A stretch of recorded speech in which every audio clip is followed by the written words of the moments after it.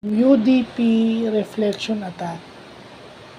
So, yung UDP reflection attack, yun daw yung gumagawa ka ng valid na UDP request. Pero ang inilalagay mo is yung IP address nung tinatarget mo.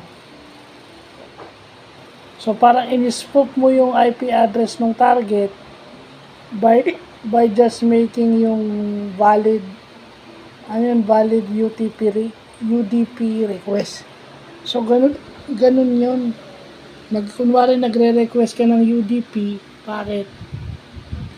Then, yung nakalagay na pala doon, yung target IP address nung inaatake mo. So, walang kamalay-malay. So, yun. Kumbaga, yung nakalagay doon, kaya sinabi yung UDP reflection attack, kasi yung nireflect mo doon, o yung ilagay mo doon, is yung IP address ng gusto mong targetin. Well, ganun naman talaga yung reflection attack.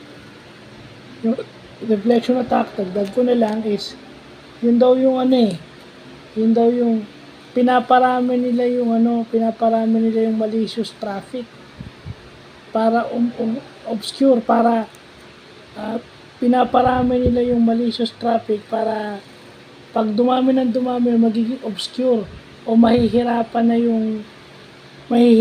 yung o magiging siksikan sila sa network.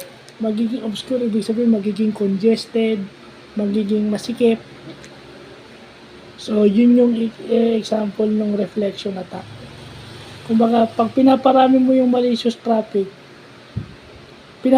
pinapakalat mo yung malicious traffic para maging congested na sila, wala na silang madaanan. So, yun lang po.